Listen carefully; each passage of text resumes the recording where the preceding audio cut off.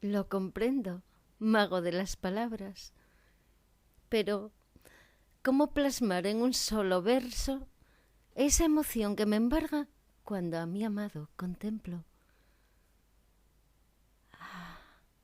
Su cuerpo recio, su cuerpo viril y ese gesto subrepticio que ruega sin exigir del desenlace el principio.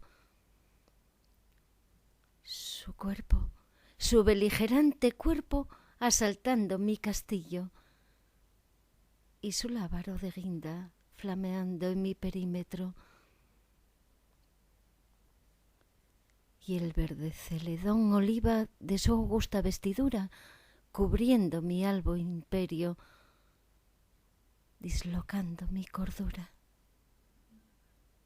Su cuerpo regio, su cuerpo locuaz y su lenguaje purista, sortilegio lenguaraz hechizando mi colina.